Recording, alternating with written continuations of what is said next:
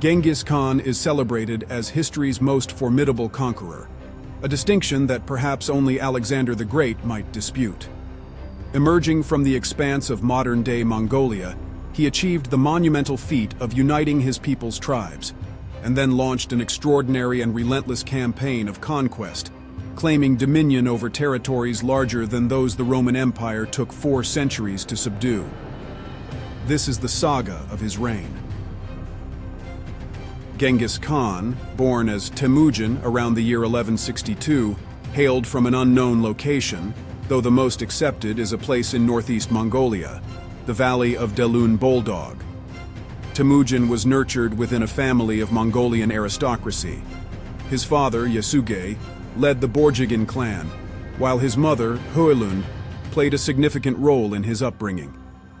He grew up alongside 3 younger brothers, 1 sister, and 2 half-brothers from his father's second marriage.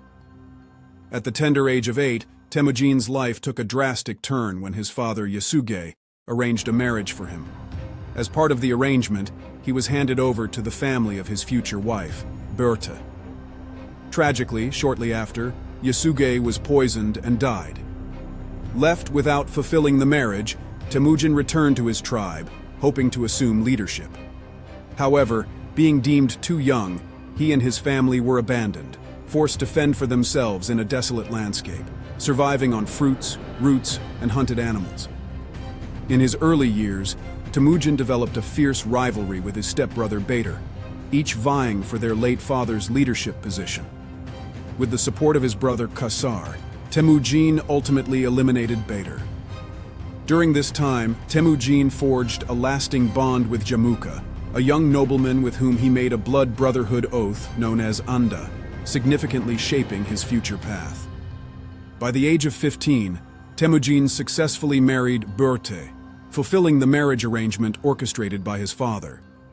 Following this, Temujin sought an alliance with Togrul, the formidable leader of the Khwarazms, who accepted him as a secondary chief.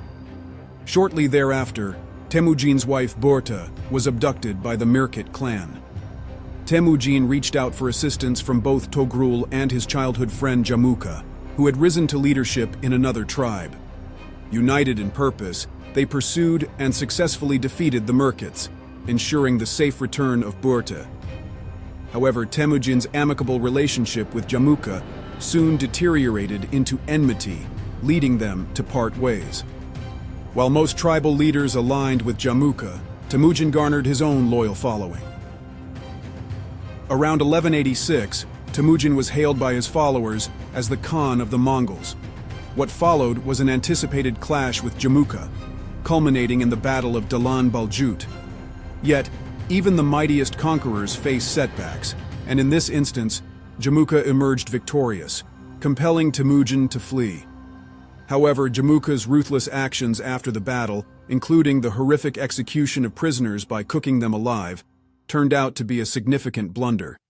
This barbaric act tarnished Jamuka's reputation among numerous Mongol tribes, ultimately leading them to align with Temujin. Following this setback, Temujin's whereabouts remain obscure for the next few years, with speculation that he served, possibly as a slave, under the Jin Dynasty in northern China. By 1196, Temujin fought alongside the Jin against the Tatars, who were gaining power and posed a threat to the Jin. These efforts bore fruit, as the Jin granted him recognition for his good performance. Once independent from the Jin, starting from a small patch of land, Temujin took a crucial first step towards launching his conquest of the world, the unification of all the tribes of the Mongol steppe. The great Mongol leader initially formed an alliance with his longtime companion Togrul, leader of the Khwarazms, to collectively confront the Mirkits, the Naimans, and the Tatars. Jamuka, now Temujin's foremost adversary, managed to gather several tribes from these factions under his banner. Nevertheless, in 1201, Togrul and Temujin emerged victorious, and Jamuka was captured. However, at Jamuka's plea, Togrul granted him mercy, sparing his life. Shortly after, Temujin crushed the Taichiud and the Tatars, absorbing their warriors into his ranks. Hence, besides the Mirkits in the north, the Mongol steppe now only harbored the Naimans in the west, Togrul's Karaits in the center, and Temüjin's Mongols in the east. During this time, Temüjin pursued a significant alliance with Togrul, proposing a matrimonial union between one of his sons and Togrul's daughter. However, Togrul declined the proposal, triggering a clash between the two leaders. In the ensuing conflict, Temüjin's forces prevailed, resulting in Togrul's demise as he attempted to flee. Subsequently, Temüjin integrated the remaining elites of Togrul's Karaites into his ranks. As a result, besides the Mongols, only the Naimans persisted on the steppe. In 1204, marking the culmination of his efforts to unify the Mongol tribes, Temüjin achieved a definitive victory at the Battle of Chakirmaut, where he vanquished the Naimans, eliminating their leaders. Shortly thereafter, the Merkits suffered a similar fate. With no remaining opposition on the steppe, Temüjin stood unchallenged. Meanwhile, Jamuka, who fought alongside the Naimans at Chakirmaut, initially evaded capture. However, cornered and betrayed by his followers, he was eventually handed over to Temüjin. Some accounts suggest that, owing to their past friendship, Jamuka requested an honorable execution. It is unclear whether his last wish was granted or if he was ultimately dismembered. In 1206, after defeating all his regional enemies, the Mongols convened a Kurultai, a political and military council of elders and chiefs. It was during this time that Temüjin took on the name Genghis Khan. The etymological meaning of this title is the subject of much debate, without a clear consensus among scholars. At this critical point, Genghis Khan set about restructuring Mongolian society to ensure its viability and sustainability over the long term. His strategy involved breaking down the clan system, encouraging all Mongolians to view him and his family as their primary allegiance. In the military, he strategically dispersed soldiers from defeated clans among various units to prevent any possibility of them regrouping and plotting against him. Having solidified his control over the unified Mongol nation, Genghis Khan embarked on a formidable and unstoppable campaign of conquest. This campaign would, in the years to come, bring millions from the vast and varied empires across Asia under the unyielding grip of Mongol domination. Genghis Khan's initial conquest was the Western Xia Empire. He reached and besieged its capital, Yinchuan, and by 1210 had forced its surrender. For the next decade, the Western Xia served as a Mongol vassal, aiding in the conquest of the Jin Dynasty. In 1211, the Great Khan brought the Uyghurs under his control, adopting their alphabet in the process. Next, the Mongols turned their attention to the Jin Dynasty of China. Exploiting the dynasty's instability, Genghis Khan's forces advanced relentlessly. By 1214, they had besieged and extracted a significant tribute from Zhongdu, modern Beijing, in exchange for lifting the siege. The following year, after the Jin had relocated their capital to Kaifeng, the Mongols once again targeted Zhongdu, securing its surrender and subsequently looting it. In 1216, Genghis Khan returned to Mongolia, leaving his general Mukhali in charge of continuing the pressure on the Jin dynasty.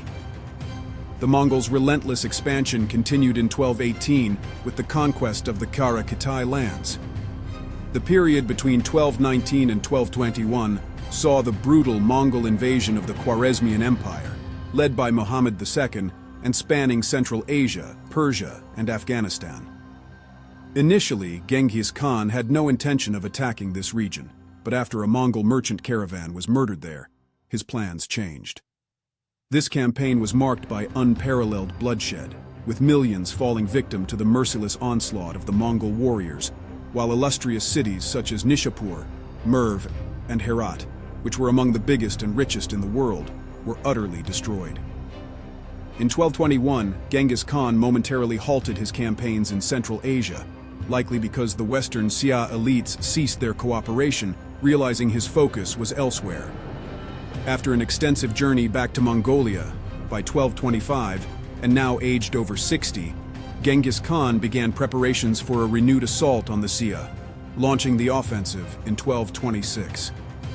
the Mongols swiftly laid siege to Yinchuan, the Xia capital. During the siege, Genghis Khan is believed to have suffered a serious injury from a fall off his horse, leading to a rapid decline in his health. Despite his deteriorating condition, he steadfastly refused to lift the siege. Genghis Khan died in August 1227, though his demise was kept secret until Yinchuan capitulated a month later. Subsequently, the city faced severe devastation, and its inhabitants were subjected to brutal slaughter. Some historians have labeled the Mongol attack against the Xia people as an act of ethnocide. As for Genghis Khan's death, there are numerous theories and accounts. Some suggest he died of diseases like malaria, typhus, or even the bubonic plague. Marco Polo claimed an arrow wound was the cause, while historian Giovanni da Pian del Carpine attributed it to lightning. Nevertheless, the exact location of his tomb remains one of history's enduring mysteries. What happened to the Mongol Empire? After the death of Genghis Khan, his son Ogedei ascended to the Mongol Empire's throne. Ogedei, along with his successors, managed to expand the empire to unprecedented sizes. However, keeping such an expansive territory united proved challenging, leading to its fragmentation into various states or khanates, including the notable Golden Horde that spanned parts of what are now Russia, Ukraine, and Kazakhstan. What were Genghis Khan's personality traits? Genghis Khan was an exceptionally charismatic leader. His charisma aided him in overcoming the early loss of his father, and later in uniting many tribal leaders under his banner. He placed the highest value on loyalty and fidelity, reciprocating it generously, yet he was unforgiving of disrespect and harbored an insatiable desire for vengeance against any affront, displaying extreme cruelty when deemed necessary. Why was Genghis Khan's army so successful? The success of his army largely stemmed from the Mongols' extraordinary horsemanship. It's unsurprising that cavalry, especially light cavalry, with high mobility and armed with the Mongols' formidable bows, was the army's cornerstone. Furthermore, Genghis Khan revolutionized army organization, dividing his forces into units of 10,000, 1,000, 100, and 10 men, enhancing command and control. He established a rapid and efficient messenger network for issuing orders and introduced a merit-based promotion system, moving away from the aristocratic model that reserved leadership roles for the upper classes. Finally, he made the wise decision to incorporate teams of engineers, often Chinese, into his military forces, greatly aiding in siege warfare. How did people live in the Mongol Empire? Life under the Mongol Empire was regulated by the Yasa, a set of laws promoted by Genghis Khan. These laws introduced significant advancements, such as prohibiting the sale and kidnapping of women, common practices until then, and recognizing the equal legitimacy of heirs of both sexes. Genghis Khan was also notably tolerant of different religions, a progressive stance for his time. He allowed the empire's diverse peoples to maintain and practice their religions freely. He even established an institution to ensure the protection of religious freedom and exempted religious leaders from taxation.